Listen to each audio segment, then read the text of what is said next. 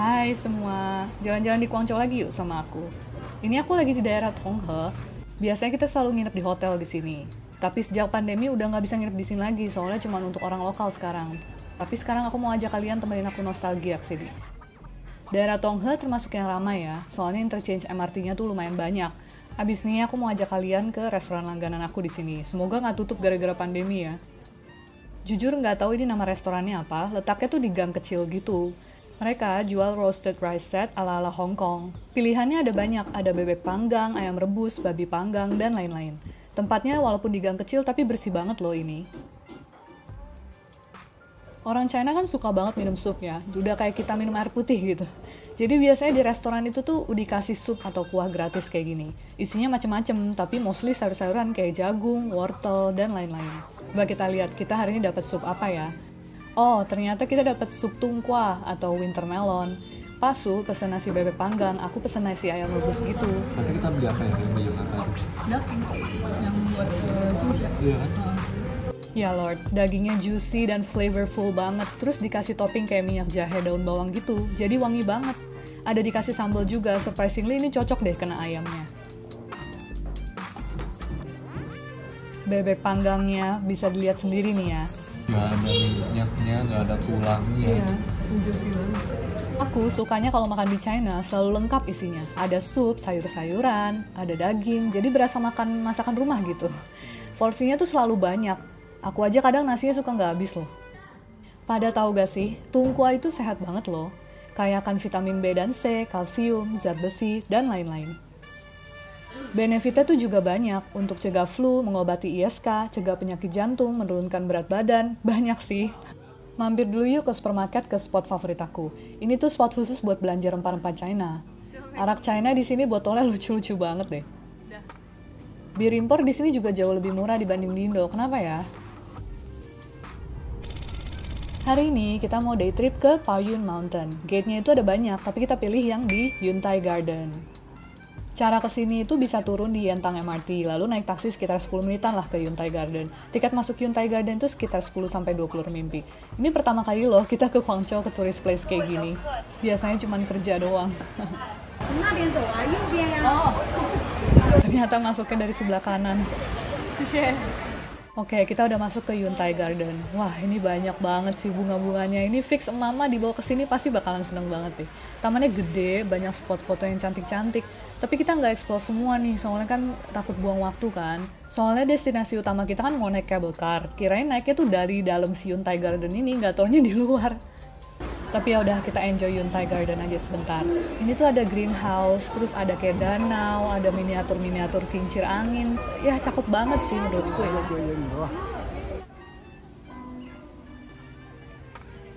Jadi kalau mau naik cable car tuh dari sini ternyata ya. Nih naik tangga merah ini. Kalau tadi salah, ini orang yang salah. Mana tahu. Kalau udah lihat tangga naik ke sini, ini udah bener ya. Nih di sini tuh beli tiketnya. Jadi bukan di Yuntai Garden ya. Tapi ini sebelah-sebelahan kok sama si Yuntai Garden. Tinggal keluar dari Yuntai Garden aja, nanti ada di sebelah kiri.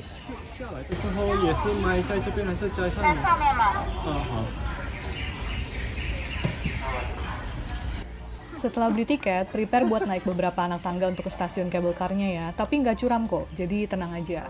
Selain naik cable car, kita juga bisa hiking sebenarnya naik ke atas, sekitar 1-1,5 jam lah, menurut Google ya. Banyak juga sih yang hiking, kalau capek nanti turunnya bisa pakai cable car. Udah kelihatan cable car-nya. Udah sampai di pintu masuk cable car-nya. Tiket kita akan disobek dulu ya.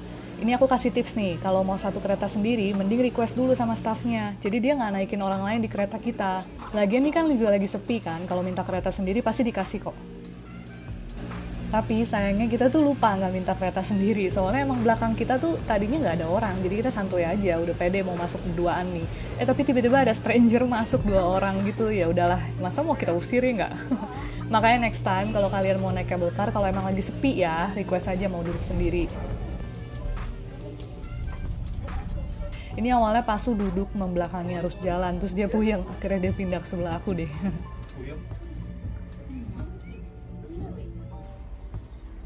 Jadi tujuan kita ke atas itu kan mau ke Taoyuan Mountain, atau bahasa Indonya tuh Gunung Awan Putih. Panjangnya sekitar 1,6 km, makan waktu sekitar 10 menit untuk sampai ke atas.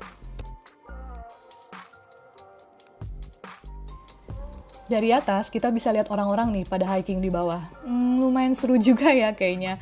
Tapi kita sih duduk manis aja di cable car kali ini, oke?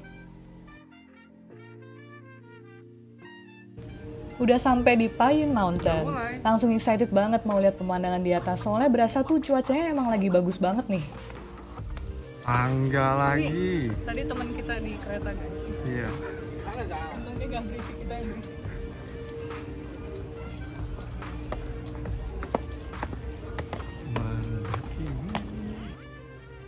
Nanti pas sampai di atas ada kayak cafe dan minimart gitu sih, tapi mendingan jangan duduk-duduk di sini. Abis ini aku bakal kasih lihat tempat ngaso lebih ciamik, oke? Sebenarnya pingin naik kayak sliding cart gini sih, tapi aku tanya-tanya sama orang di sana tuh nggak ada yang tahu. Mungkin kayaknya udah tutup kali ya, padahal kelihatan seru banget loh. Ya udah, kita mau naik aja langsung lihat view Payun Mountain dari atas, oke? Kalau mau baca-baca sejarah dan peta Payun Mountain ada bahasa Inggrisnya juga sih di sini. Mungkin bisa sekalian foto-foto dulu di sini. Soalnya kapan lagi ya kan bisa ke sini? Ini puji Tuhan banget lagi dikasih cuaca yang bagus sih. Payun Mountain ini cocok banget buat yang mau nikmatin suasana hijau dan tenang dari hiruk-pikuk pusat kota Guangzhou. Tapi kalau kesini mending weekday aja ya, jangan weekend atau hari libur gitu, takutnya rame, nanti malah gak nyaman. View-nya ini agak berkabut, cakep banget sih, karena emang lagi cukup adem kan cuacanya sekarang. Tinggi Payun Mountain itu 427 meter. Di sini wajib foto-foto sih buat kenang-kenangan, bener-bener bagus banget. Dari sini bisa kelihatan view Canton Tower loh. Di atas banyak tempat duduk yang proper kok, dan salut bersih banget sih ini. Walaupun banyak yang bawa anak kecil dan makanan, tapi nggak ada yang nyampah loh. Ini kita lagi diajak ngobrol sama Ai. Dia tahu bahasa Mandarin kita tuh nggak lancar-lancar banget kan, tapi tetep aja diajak ngobrol terus. Karena waktu kita terbatas, jadi nggak bisa explore seluruh area deh. Tapi nggak apa-apa, udah cukup puas kok naik cable car dan enjoy pemandangan di atas. Semoga next time kalian juga bisa kesini ya.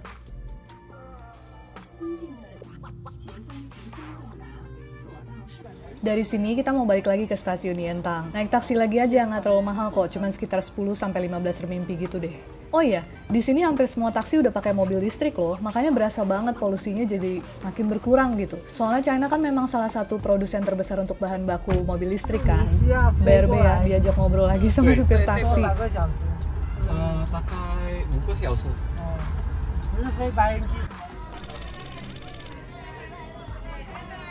Pemakaian masker udah nggak diwajibkan sih, tapi kalau dalam MRT itu masih banyak yang pakai masker.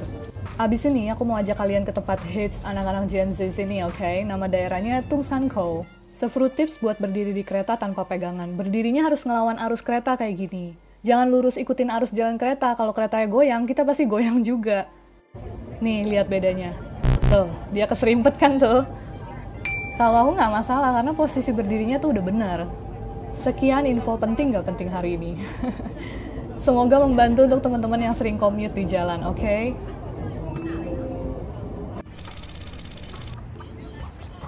Kita ambil exit E ya, langsung belok kiri menuju Miaoqian West Street. Jalan kaki sekitar 8 menit lah. Aku tahu Tungshankou ini dari app Xiaohongshu. Lagi hits banget di kalangan anak-anak muda. Kalian harus download deh. Kalau udah di Miaoqian West Street, tinggal lurus aja terus menuju arah Qinyu Road ya. Sebenarnya daerah Tungshankou ini dulunya jalanan pemukiman penduduk biasa loh. Tapi tiba-tiba banyak yang buka kafe, butik fashion, art space, restoran yang kekinian banget. Jadi makanya langsung viral lah di sosmed China. Banyak anak-anak muda yang nongkrong ke sini.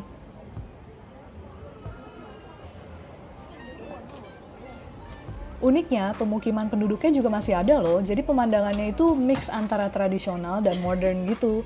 Kalau yang pernah ke Shanghai mungkin mirip-mirip Tianzifang gitu kali ya, tapi ini kayak di jalan besar gitu. Aku sampai kalah foto-fotoin semua sudut, tau gak, saking estetiknya. Dari sini udah mulai kelihatan juga banyak orang-orang yang fashionable gitu, soalnya emang pasti banyak spot OOTD kan di sini. Depan kanan bagus tuh.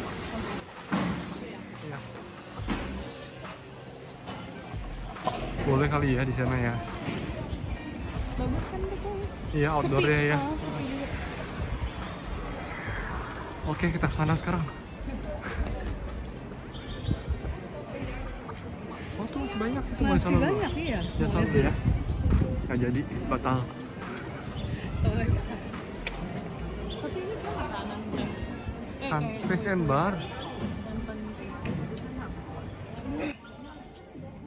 Basically ini tinggal ikutin jalan aja ya, lurus aja terus. Udah kelihatan kok makin banyak kafe-kafe lucu, restoran yang unik-unik. Di sini banyak yang jalan-jalan santai aja sih sambil lihat-lihat pemandangan kayak kita. Banyak yang shoot konten juga loh di sini. Mason Prince. Ini lucu banget deh, kayak toko baju gitu tapi kayak bekas rumah tua. Banyak yang foto-foto di depan toko ini. Namanya Mason Prince. Sekarang orang China tuh udah jauh lebih kreatif dibanding bertahun-tahun lalu ya. Desain-desain store-nya tuh estetik dan kekinian banget deh. Yang suka fashion and design, aku rekomen banget harus ke sini. Bagus.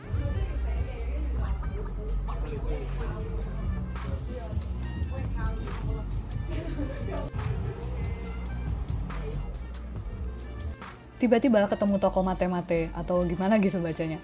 Tahun 2018 pernah ke kafenya di Guangzhou juga. Emang lucu banget sih brandingnya, hebat masih bertahan sampai sekarang. Di sini style Y2K itu lagi ngetren banget, mirip sih sama di Indo Korea gitu ya. Kalau untuk belanja harganya di sini nggak gitu murah tapi nggak mahal juga sih, karena ini hitungannya udah boutique store kan, kisaran 200 sampai 500 renminbi lah. Banyak kafe dan restoran yang letaknya di lantai atas gitu. Lucu deh, jadi ala semi-semi rooftop gitu loh. Pilihannya cukup variatif, ada tea house, cocktail bar, coffee shop, restoran burger, restoran Jepang. Aduh, banyak banget deh. Kebayang sih kalau malam kesini juga kayaknya cakep deh. Nongkrong semi rooftop gitu, banyak lampu-lampunya ya kan?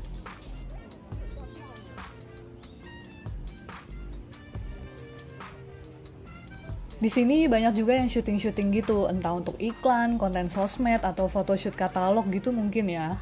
Enaknya di China semua orang respect kok sama kreativitas anak-anak muda. Jarang ada yang berasa risih kalau ada yang bikin konten atau catcalling gitu, enggak sih. Walaupun China terlihat seperti negara yang tertutup banget, informasi dan berita dari luar China kan selalu dibatasin gitu kan. Tapi pemerintahnya lumayan support dengan rakyatnya untuk berinovasi secara teknologi dan kreativitas. Makanya negara China beberapa tahun kebelakang itu majunya pesat banget ya kan. Ekonominya pun jadi makin makmur, both pemerintah dan rakyatnya senang, win-win solution gitulah.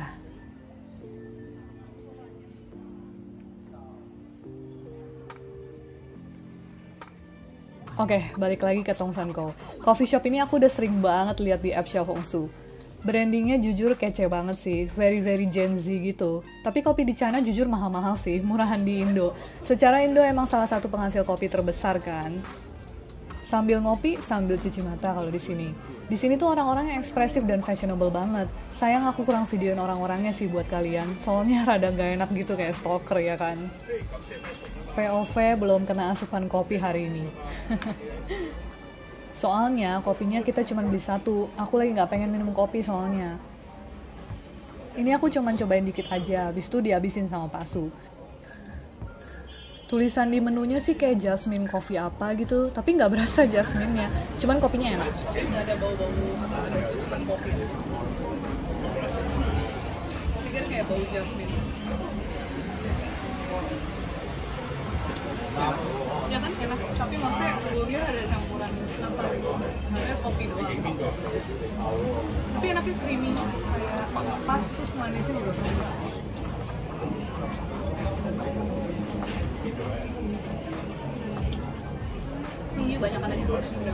Oh ya, sepanjang jalan kita banyak nemuin fotografer-fotografer gitu. Antara mereka mau foto pemandangan atau minta izin fotoin orang-orang yang fashionable gitu. Biasanya habis foto, nanti tuh bakal dikirimin fotonya sama si fotografernya itu. Biasa mereka tuh buat portfolio atau blog mereka gitulah.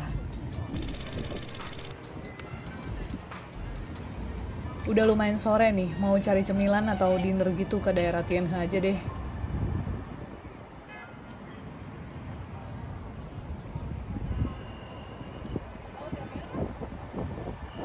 Ternyata udah merah, keasikan ngonten guys.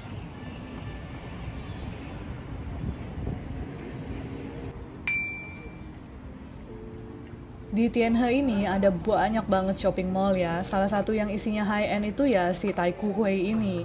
Isinya ada Hermes, Chanel, Dior, dan lain-lain deh. Vibes-nya itu kayak PI gitu lah, cuman lebih gede.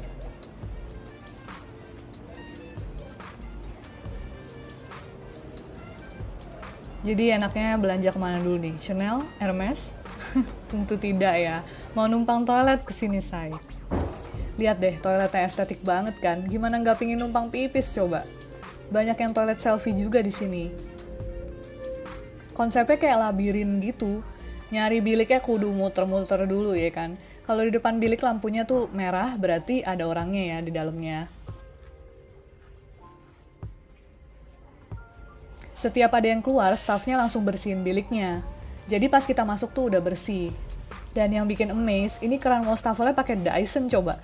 Kerannya udah include antara keran air dan hand dryer, jadi kelihatan lebih minimalis gitu ya. Kalau lagi mau nabung, gak bakal bosan soalnya ditemenin view taman kecil gini.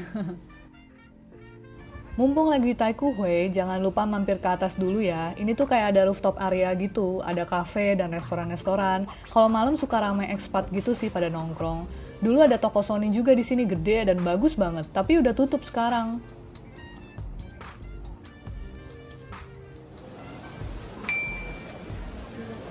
Kalau mau ke mall yang lebih merakyat, bisa ke Grandview Mall aja nih. Makanannya pun juga lebih banyak. Kita mau makan di restoran hotpot langganan di sini, tapi sayangnya ternyata udah tutup, tau gak? Padahal enak banget itu hotpotnya. Banyak banget showroom mobil listrik di sini. Mereknya juga beda-beda loh. Karena tadi restonya udah tutup, jadi kita mau makan tempat lain aja kan ya.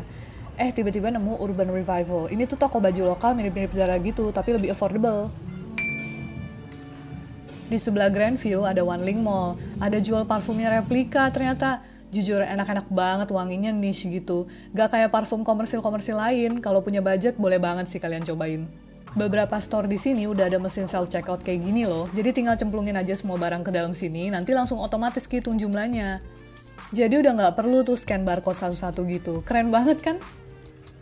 Aduh, selalu lemah kalau tiba-tiba kecium bakery yang wangi banget kayak gini. Ini tuh kayaknya lagi hits ya, namanya Pepperstone. Soalnya rame gitu, banyak yang ngantri. Harganya sih nggak murah loh ini. Satu roti itu sekitar 20-an kuai. Akhirnya kita nyoba aja deh yang paling affordable. Ini tuh 15 kuai, sekitar 30.000 lah. Namanya baguette with cream. Kita cobain ya, baguette-nya bakalan keras apa enggak nih. Wah, ternyata enak banget. Baguette itu nggak keras, tapi lebih ke chewy gitu. Terus ada tekstur karamelnya gitu di luarnya. And the cream, oh my god. Gak gitu manis, nggak enak, dan wangi banget. Sekarang kita lagi balik ke Tianhe Underground Mall lagi. Udah pada nonton vlog aku sebelumnya belum nih jalan-jalan di sini? Kita mau cari dinner Kauyi atau Chinese grilled fish, tapi karena tahu bakalan pedes nih, kita beli minuman dulu. Mumpung lagi di China, puas-puasin deh minum milk tea, iya kan? Tadi kita beli milk tea itu merek Tian Tian, terus di depannya ada jualan snack-snack juga kayak gini. Menarik sih, cuman tadi kan kita udah beli roti kan, jadi skip dulu deh. Kalau mau makan Kauyi, tinggal cari food court aja. Selama ini aku cobain gak pernah fail sih. Enak-enak aja kok. Tips ya, cari yang banyak orang pesen. Berarti dia masaknya enak tuh. Kauyi itu salah satu makanan khas Sichuan. Jadi ikannya itu digrill pakai arang, terus disiram chili oil dan rempah-rempah gitu kayak mala, daun bawang, bawang bombay. Ada dikasih topping-topping juga kayak jamur kuping, kembang tahu, dan lain-lain. Ini cuma 150.000 rupiah. Enak. Termasuk enak sih. Ikannya nggak bau. Terus malanya kenceng enak. Ada jamurnya juga sih. Cuma tahu mana. Aku tuh termasuk bawel ya kalau makan ikan, gak suka yang amis atau bau tanah gitu. Tapi ini enak deh, ikannya gak bau sama sekali. Makanan Sichuan belakangan tuh lagi banyak peminatnya juga di negara lain, terutama di Singapura dan Indo ya. Kita padahal gak suka pedes loh, tapi kalau pedesnya Sichuan makin pedes makin mantul. Ada yang gitu juga gak sih? Yang belum pernah cobain Kauyi wajib cobain deh pokoknya. Apalagi buat pencinta mala kayak kita. Hehe. Masa jauh-jauh ke China nggak cobain mie shui, ya kan? Ini by the way udah rada malam ya dekat hotel aku, tapi masih rame banget. Di Indo kan harganya udah murah banget ya. Di sini ternyata lebih murah lagi, buset. Es krim cone-nya cuma 2 renminbi, sekitar 4.500 rupiah lah. Tapi ini aku mau pesan menu seasonal mereka. Es krim pakai topping jeruk dan strawberry gitu. Cuma 6 kuai, sekitar 12.000 lah. Yang mau nonton review lengkapnya bisa cek di YouTube Shorts aku ya.